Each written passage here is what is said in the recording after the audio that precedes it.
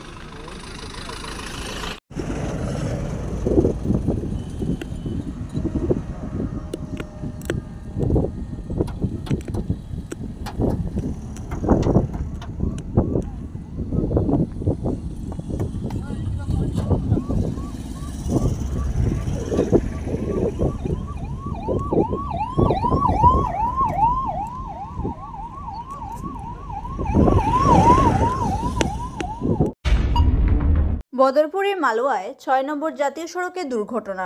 Truck ও ডাম্পারের মুখোমুখি সংঘর্ষে প্রাণঘাতী সংঘর্ষ। ডাম্পার নিয়ে বিরক্ত মানুষ। দুর্ঘটনায় প্রাণে বেঁচে যান গাড়ি দুটির চালক। যে ট্রাকটি দুর্ঘটনা ঘটিয়েছে তার নাম্বার AS11EC 6899 এবং ডাম্পারটির নম্বর হল 05E1700। দুটি গাড়ি বদরপুর থানা পুলিশ তাদের উদ্ধার করে থানায় নিয়ে যায়।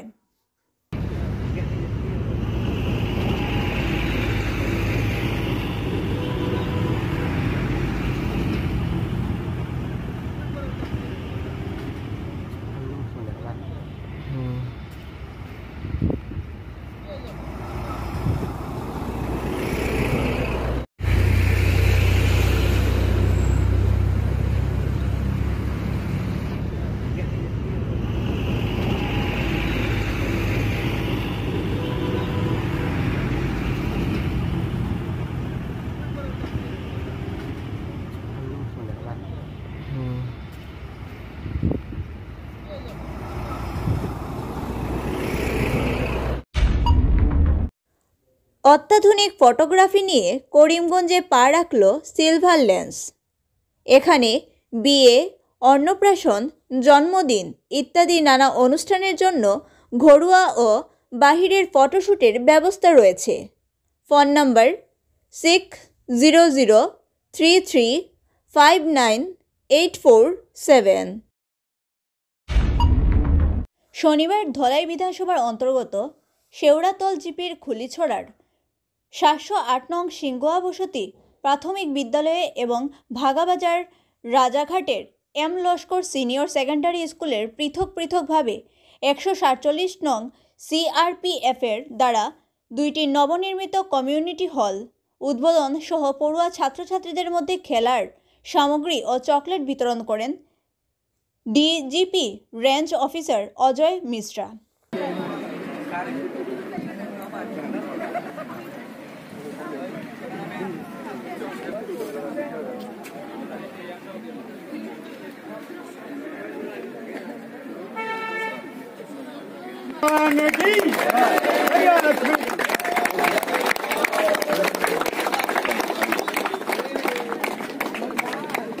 आइए भाई, अब यहाँ भी सही।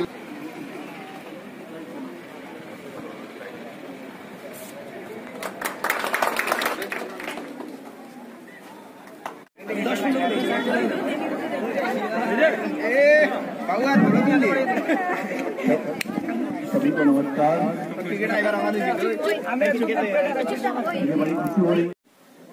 সমস্ত এখানে যারা এই কাজে সহযোগ করেছেন, আর আমাদের চেষ্টা যে আমি এখানে স্কুলের জন্য কিছু আরো যত হতে পারে তত। আর I want this school to be one of the best school in this area। मैं चाहता हूँ कि ये स्कूल जो है और ज़्यादा डेवलप करे और बढ़िया बने, और आप लोग को जो भी यहाँ पे हम कर सकते हैं हम अपनी पूरी कोशिश करेंगे। विशेष करके बच्चों को और टीचर को मेरी ढेर सारी शुभकामनाएं हैं। I wish them all the best. আপনাদের অনেক অনেক ধন্যবাদ। আপনারা সবাই এখানে এসেছেন, আর আমরা আপনাদের জন্য ছোট একটা কনস্ট্রাক্ট করেছি। আমাদের থেকে আরো যত হেল্প হতে পারে আমরা চেষ্টা করব করার, আর আমাদের থেকে আপনাদের জন্য বেস্ট উইশেস। থ্যাংক ইউ, ধন্যবাদ।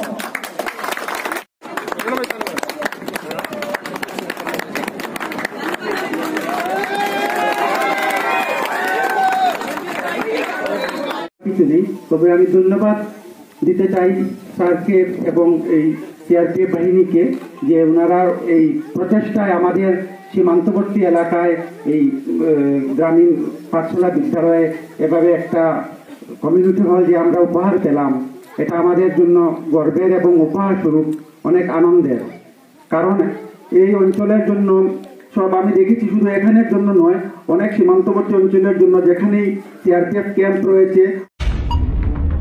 কৈলাসহর সোনামুখী এলাকায় এক যুবক খুন হওয়ার ঘটনায় তীব্র চাঞ্চল্য। কৈলাসহর থানায় অভিযোগ দায়ের। প্রাপ্ত সংবাদে জানা যায় যে চলতি মাসের 24 তারিখ রাত্রিবেলা ওই এলাকার বাসিন্দা নারায়ণ কর্মীর 28 বছরের ছেলে শ্যামল কর্মী ওই একই এলাকার বাসিন্দা গুণধর দাসের ছেলে সুমন দাসের সাথে কোনো এক বিষয় নিয়ে বাকবিতণ্ডায় জড়িয়ে পড়ে। এরপর সুমন দাস ও শ্যামল কর্মীর মধ্যে মারপিট শুরু হয়। পরবর্তী সময় শ্যামল কর্মীর পিতা নারায়ণ কর্মী চিৎকার রত চেঁচামেচি শুনতে পেয়ে ঘটনাস্থলে ছুটে যায় এবং ওদের এই মারপিটের বিষয়টি মীমাংসা করে দেয়। অভিযোগ, শ্যামল কর্মী যখন তার বাড়িতে যাবার জন্য রওনা দেয় তখনই নাকি পেছন দিক থেকে সুমন দাস এসে একটি লাকড়ির টুকরো দিয়ে শ্যামল কর্মীর মাথার মধ্যে মারতে থাকে। এরপর শ্যামল কর্মী মাটির মধ্যে অজ্ঞান হয়ে পড়ে যায় এবং প্রচুর পরিমাণে রক্তক্ষরণ হতে থাকে এবং সে গুরুতরভাবে আহত হয়। পাশাপাশি ঘটনাস্থল থেকে সুমন দাস পালিয়ে যায়। তারপর চিৎকার চেঁচামেচি শুনতে পেরে স্থানীয়রা এসে ঘটনাস্থলে ভিড় জমায় এবং তাকে তড়িঘড়ি কৈলাসহর উনকোটি জেলা হাসপাতালে নিয়ে যায়। কৈলাসহর উনকোটি জেলা হাসপাতালে 2-3 দিন চিকিৎসা করানোর পর তাকে তার নিজ বাড়িতে নিয়ে আসা হয়। এরপর তার অবস্থার অবনতি হলে তাকে পুনরায় কৈলাসহর উনকোটি জেলা হাসপাতালে নিয়ে যাওয়া হয়। সেখানে নিয়ে যাওয়ার পর তার অবস্থা বেগতিক দেখে কর্তব্যরত চিকিৎসকেরা উন্নত চিকিৎসার জন্য তাকে আগরতলা জিবি হসপিটালে রেফার করে দেয়। আগরতলা জিবি হাসপাতালে চিকিৎসাধীন অবস্থায় গতকাল বিকেলবেলা সে মৃত্যুর কোলে ঢলে পড়ে। আজ আগরতলা জিবি হসপিটালে তার মৃতদেহ ময়না তদন্ত করার পর আজ সন্ধ্যেবেলা মৃতদেহ আজ তার নিজ বাড়িতে নিয়ে আসা হয়। সে পেশায় একজন দিনমজুর ছিল। মৃত্যুকালে তার পিতা মাতা স্ত্রী সহ 2টি সন্তান রেখে গিয়েছে। শ্যামল কর্মীর পরিবার অত্যন্ত গরিব, নুন আনতে পান্তা ফুরায় অবস্থা। উক্ত বিষয় নিয়ে আজ রাত্রিবেলা শ্যামল কর্মীর পিতা নারায়ণ কর্মী খুনের অভিযোগ এনে কৈলাসহর থানায় সুমন দাসের বিরুদ্ধে একটি লিখিত আকারে অভিযোগ দায়ের করে। পুলিশ অভিযোগ বলে ঘটনার তদন্ত শুরু করেছে। উক্ত ঘটনাকে কেন্দ্র করে তীব্র চাঞ্চল্য ছড়িয়ে পড়েছে গোটা এলাকায়। কি সমস্যা? স্যার এই হয়েছে যে রাত 12টার সময় তারা মারামারি করতে আসেন। কোন দিন? এই বুধবার। হ্যাঁ, এরপরে বুধবারে মারামারি করার পরে আমি গেলাম, দৌড়িয়ে নামলাম, আমার বউরা হজাক করাইছে আমার রাত 12টার সময়। এরপরে সুমন দাস পিছন দিকে দাঁড়ানি লাঠি লিয়া। এরপরে যখন ঝগড়া আমি ছাড়াই দিলাম তখন আয়া সেরা বাড়ি মারছে। কারে বাড়ি মারছে? শ্যামল কর্মী। শ্যামল কর্মী তোমার কিতা? আমার ছেলে। তোমার নাম কি? আমার নাম নারায়ণ। নারায়ণ কিতা? নারায়ণ কর্মী। বাড়ি সোনামুখী। হেরো বাড়ি সোনামুখী নি সুমনদার। এবার বাড়ি মারার পরে এরপরে ধরাধরি করে গাড়িতে উঠে স্যার হসপিটাল আনলাম। আনার পরে লইয়া গেলাম বাড়িতে আবার। লওয়ার পরে এরপরে যন্ত্রণায় থাকতে পার না, লইয়া গেলাম হসপিটাল লওয়ার পরে আগরতলা এফআর করছে। আচ্ছা, তখন তারে এফআর যখন করছে তখন 2টা আমার বউয়ের আমার কুলার বউ আর একটা আবরার বউ একটা, তারা 2টা মহিলার দিয়া পাঠা নিয়েছে আগরতলা। এখানে নেওয়ার পরে এইখানে গিয়া তো চিকিৎসা শুরু হয়েছে। এইখান তো লাশ হয়েছে। কোন দিন মারা গেছে? আজকে লই আইছো তার বডি বাড়িত না কিতা? তারা লই আইছে আজকে। ঘটনাটা কিবারে হইছিল? বুধবারে। কেন মারছিল সুমন দা? এইটা তো কইতে পারবো, এইটাই কারণটা জানো না? না। এখন তোমরা কি চাও? আমরা বিচার চাই। সুষ্ঠু বিচার চাও? হ্যাঁ। তোমার ছেলে কি করতো? আমার ছেলে যুগালি করতো। বয়স কত হইব? বয়স তো 28-29। 2 বাচ্চার বাবা। হ্যাঁ। তোমার নাম? ছোট বাচ্চা। তোমার নাম? হ্যাঁ, মুনিয়া কর্মী। অত্যাধুনিক ফটোগ্রাফি নিয়ে করিমগঞ্জে পা রাখল সিলভার লেন্স। এখানে বিয়ে, অন্নপ্রাশন, জন্মদিন ইত্যাদি নানা অনুষ্ঠানের জন্য ঘরোয়া ও বাহিরের ফটোশ্যুটের ব্যবস্থা রয়েছে। Phone number 6003359847। আৰু 100 দিনো বাকী নাই, কিন্তু কৰিমগঞ্জ আসন লৈ তৃণমূলে জোৰদাৰ দাবী কৰি আছে। এই ক্ষেত্ৰত আপোনালোকে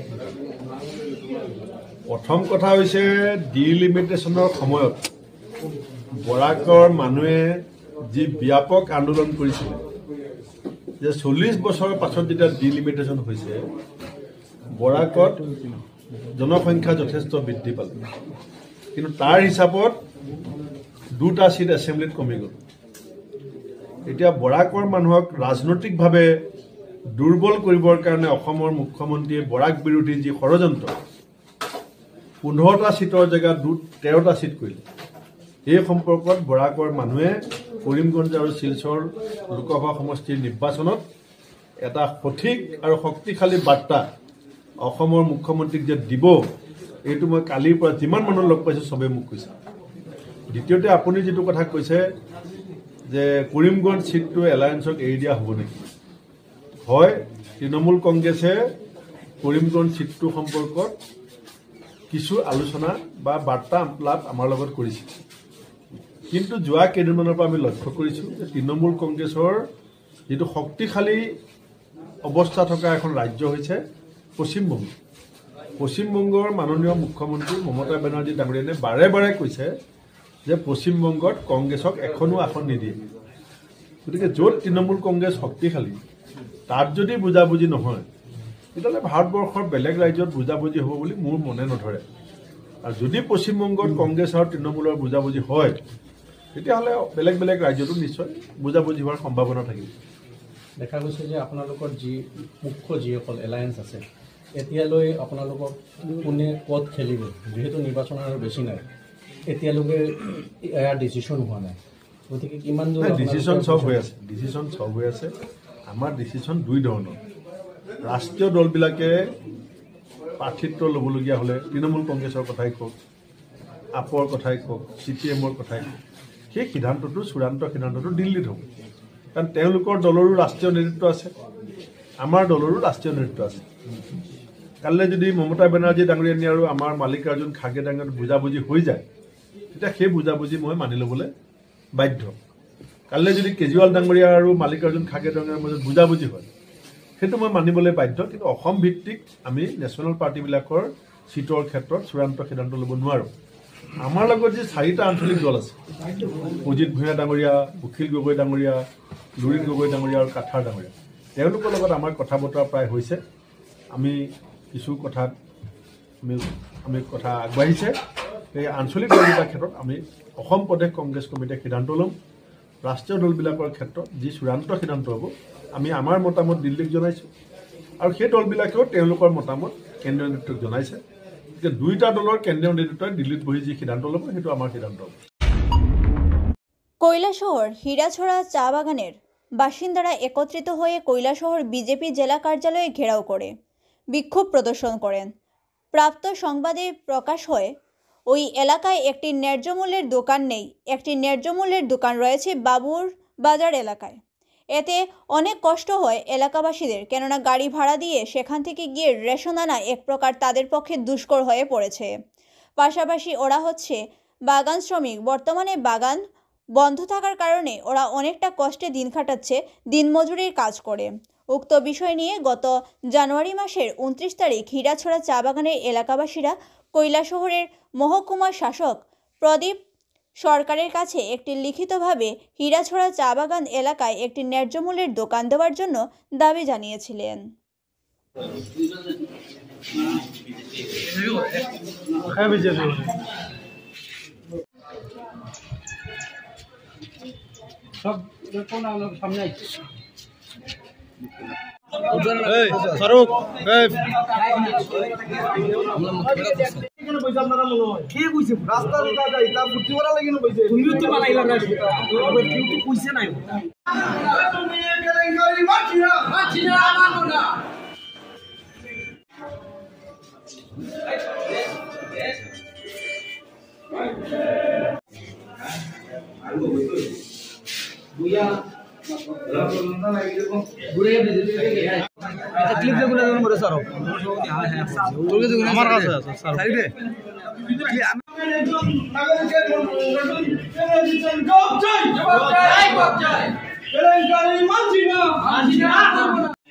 কিতা সমস্যা?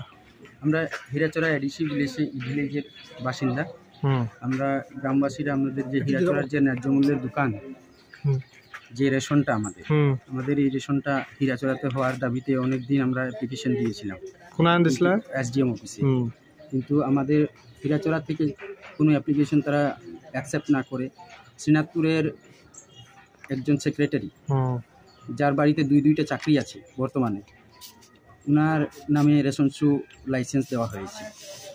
কিন্তু উনি হীরাচড়াতে এই রেশন শুটা না দিয়ে, এই ন্যায্য মূল্যের দোকানটা হীরাচড়াতে না দিয়ে এখন ওনার বাড়ি থেকে আমাদের নিতে হবে এমন বলে আমাদের হুমকি দিচ্ছে। শ্রীনাথপুর থেকে হুমকিটা কে দিচ্ছে?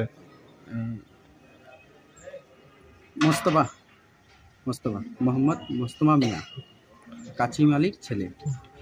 তো আমরা হীরাচড়াবাসী আগেও বঞ্চিত ছিলাম।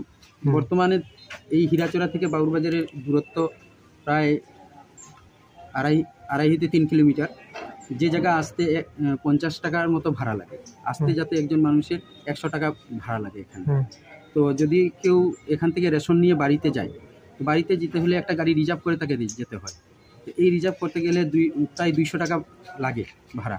তো আমাদের যে গ্রামের বেশিরভাগ মানুষ চা শ্রমিক, বাগান বর্তমানে বন্ধ আছে, ওরা ঢালাই করে খায়। তো ঢালাইটাও রোজ পায় না, সপ্তাহে 1-2 দিন পায়।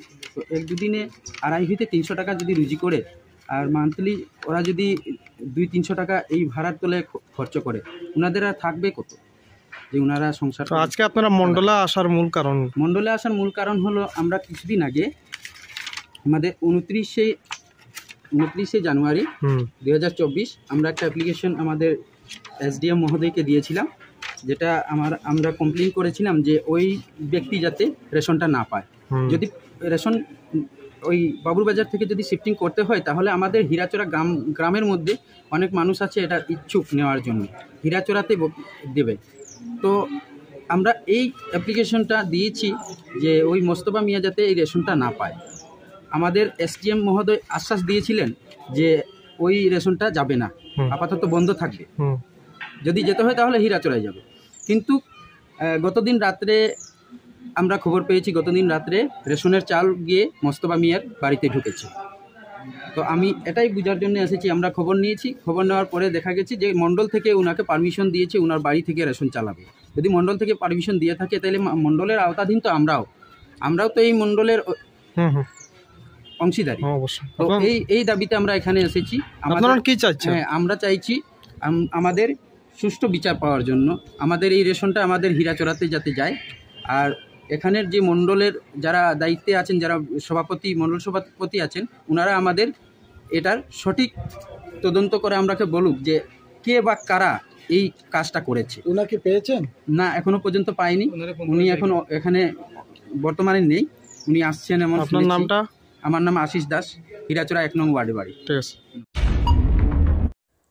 অত্যাধুনিক ফটোগ্রাফি নিয়ে করিমগঞ্জে পা রাখল সিলভার লেন্স।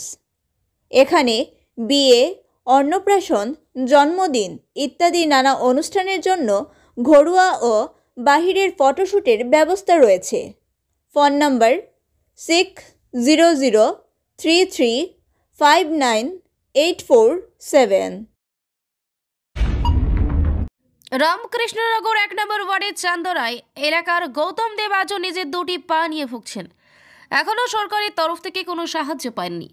তার পাশে দাঁড়ানোর জন্য আসামের মুখ্যমন্ত্রী, স্বাস্থ্যমন্ত্রী ও রাতাবাড়ি বিধায়ক বিজয় মালাকার দৃষ্টি আকর্ষণ করেছেন। 2013 সালের 28শে জুলাই গুয়াহাটি পল্টন বাজারে বোমব্লাস্টে বহু লোক আহত হয়েছিলেন। সেই আহতের তালিকায় করিমগঞ্জ জেলার রাতাবাড়ি বিধানসভা সমষ্টির রামকৃষ্ণনগর অঞ্চলের চান্দরায় এলাকার উত্তম দেব ও মহারানী দেবের পুত্র গৌতম দেব ছিল। সেই বোমব্লাস্টে ওনার 2টি পা ক্ষতিগ্রস্ত হয়েছিল। তখন আসামে কংগ্রেসের রাজত্ব ছিল। ঘটনা যেদিন হয়েছে সেদিন মুখ্যমন্ত্রী তরুণ গগৈ ও স্বাস্থ্যমন্ত্রী হেমন্ত বিশ্ব শর্মা হাসপাতালে গিয়ে আহত ব্যক্তিদের খোঁজখবর নিয়েছিলেন। তখন সবাইকে কথা দিয়েছিলেন ওনারা সরকার তাদের পাশে আছে, তাদেরও উপযুক্ত চিকিৎসা ও সরকারি আর্থিক সাহায্য দেওয়া হবে। কিন্তু আজ পর্যন্ত আহত ব্যক্তিরা সেই সুবিধাটুকু পায়নি। সেই আহত ব্যক্তির মধ্যে একজন ছিলেন রামকৃষ্ণনগরের বাসিন্দা চান্দরাই এলাকার গৌতম দেব। শনিবার সাংবাদিকদের সামনে ওনার জীবনে ঘটে যাওয়া করুণ কাহিনী বিস্তারিতভাবে তুলে ধরেন। পরে ওনার মা বর্তমান সরকারের কাছে হাত জোর করে শুধু একটি দাবি জানান যে ওনার পুত্রের পাশে দাঁড়ানোর জন্য।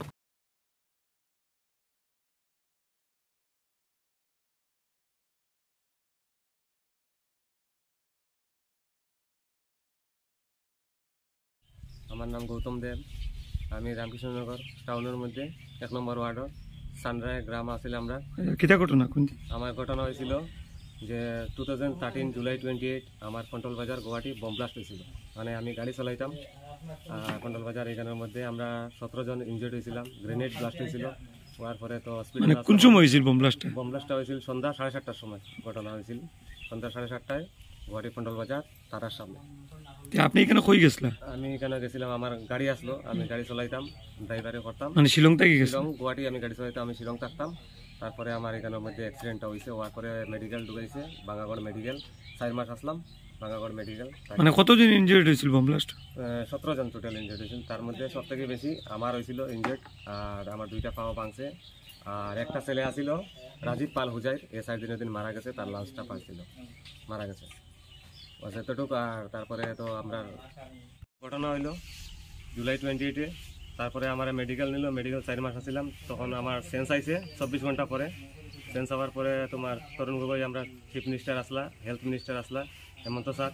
দুইজন গেছে, যাওয়ার পরে আমরা কইছেন যে চিকিৎসা তোমার এখানে যদি হয় আমরা এখানে করিয়া যাবো যতটুকু পারি, তারপরে যদি বাইরে কোনো জায়গায় পাঠাইতে লাগে বাইরে গিয়ে আমি করিয়া দিব, আর আপাতত তোমার 1 লাখ টাকা দেওয়াইব, তারপরে ভবিষ্যতে কেমনে খাইতে চলতে তোমার একটা লাইন করে দিব। কিন্তু গভর্নমেন্ট থেকে এখন পর্যন্ত কোনো কিছু পাইছি না, জাস্ট খালি সাময়িক একটু চিকিৎসার টাকা পাইছি, তাও মেডিসিনও সব পাওয়া গেছে না, আমরাও কিনতে লাগছে, কিনিয়া কোনো মতে চলছি। আর এখন আমার পাওয়ার কন্ডিশন বহুত খারাপ।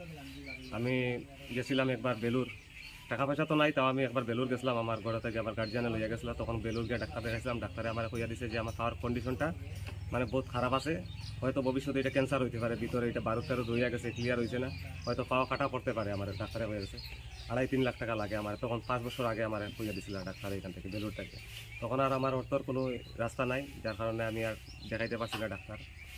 এখন অতটুকু রইল আমার। বর্তমানে আমি হেলথ মিনিস্টারের কাছে কইরাম, আর আসাম আমরা মুখ্যমন্ত্রীর কাছে জানাইরাম, আর আমরা করিমগঞ্জের বিধায়কের কাছে জানাই।